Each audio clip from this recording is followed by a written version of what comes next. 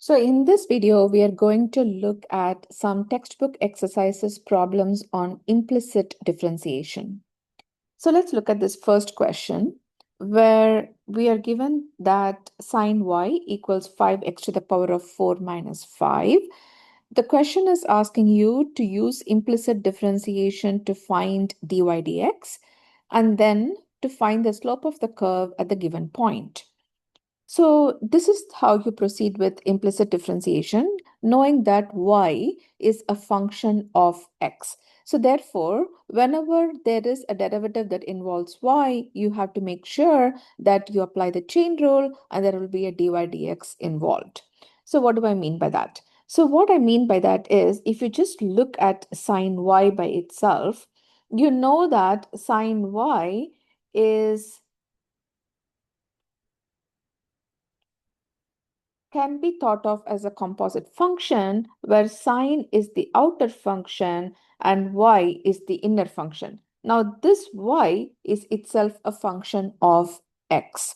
So when you do try to take the derivative of sine y, you do the derivative of the outer function first, which is cosine. Keep the y as is, meaning keep the inner function as is, and times that by the derivative of the inner function, which in case is dy dx. Okay, so that's what I'm going to follow here. So the outer function is sine, its derivative is cosine. I keep the inner argument as is, times the derivative of the inner function is dy dx. On the right hand side, there is no y, so I just proceed with taking the derivative, which is 20x cubed. That's it. Now, my next step in an implicit differentiation problem is to isolate the dy dx. So I keep the dy dx on the left hand side, and in order to get rid of the cosine y from the left, I need to divide that by both sides. So this is it. This is my derivative. Okay, so this is part A. Now in part B, the question is asking you to find the slope of the tangent line, just to find the slope at the given point. So basically what it's asking you is find the slope of the tangent line at the point 1 comma pi. So which is the same as evaluating this derivative at this point 1 comma pi. So which means wherever I see x, I substitute 1. Wherever I see y, I substitute pi. So this is 20 over negative 1, which is negative 20. Okay. Okay, that takes us to the next problem where we are going to repeat the same process. Now here you see a product x times y, so I apply the product rule. So I keep the first term as is, multiplied with the derivative of the second term, which is dy dx, plus keep the second term as is, multiplied with the derivative of the first term, and the derivative of 7 is just 0. Now my goal is to keep the term with dy dx on the left, move everything else to the right, and then just isolate it. So this is my derivative. Once I have that, the second part of the question is just asking me to evaluate this derivative at the given point, which is 1 comma 7. So I substitute 7 for y, 1 for x, and therefore my answer is just negative 7. So I'm going to do the same thing again. And before I do anything, I'm going to rewrite this with a rational exponent. And this is what I have.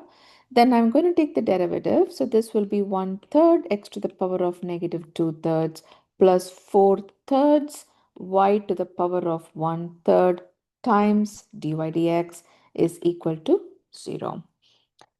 So I keep this here, move this over here, and then I divide it out.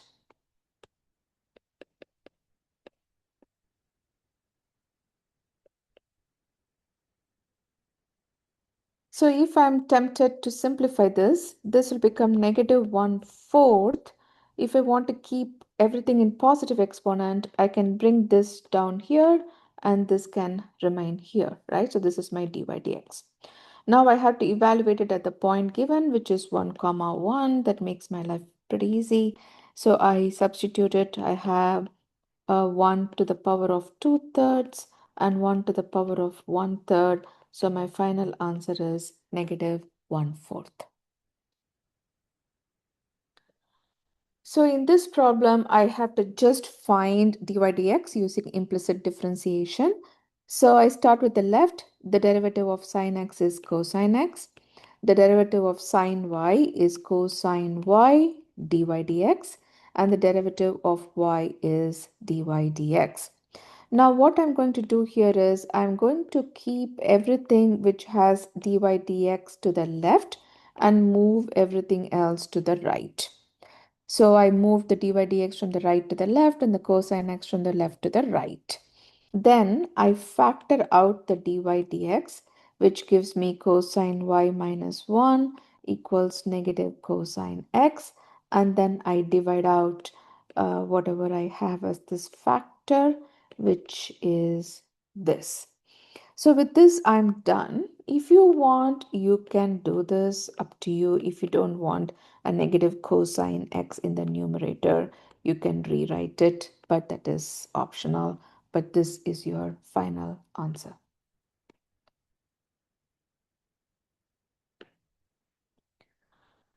All right, we're going to do the same thing here. So I have 18x squared plus 21y squared dy dx equals 13x dy dx plus y.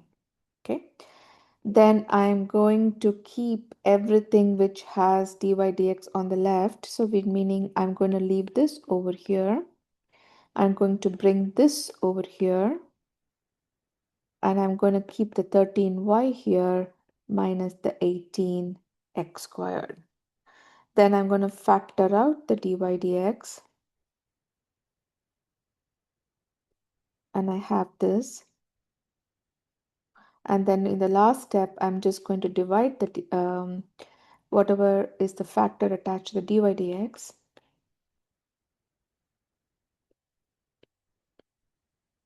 And I get my final answer. Okay.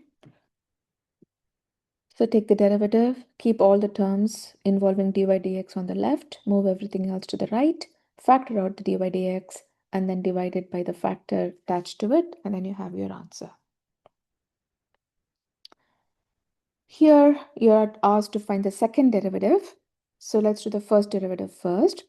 So the derivative of cosine is negative sine. And because there is a y involved, there is a dy dx involved. And there is this dy dx also. So I'm going to bring everything which has dy dx to the left, move the 1 to the right. I'm going to factor out the dy dx. I'm going to divide it out.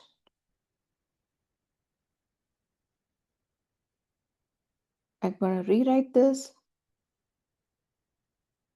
Basically, I'm just canceling out all the negatives. Like you can think of negative as a common factor which get cancelled out.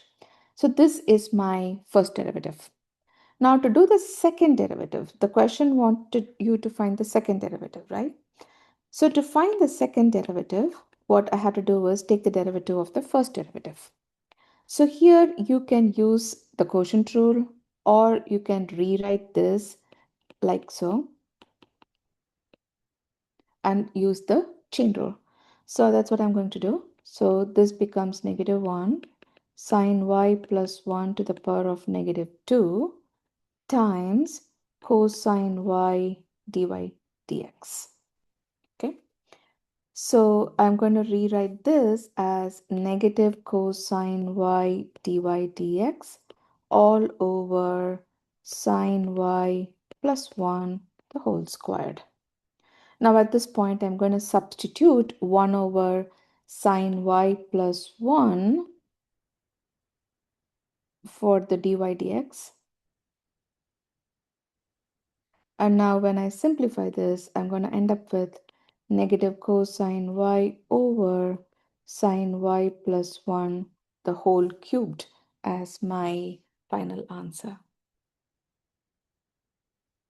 Okay, that's it.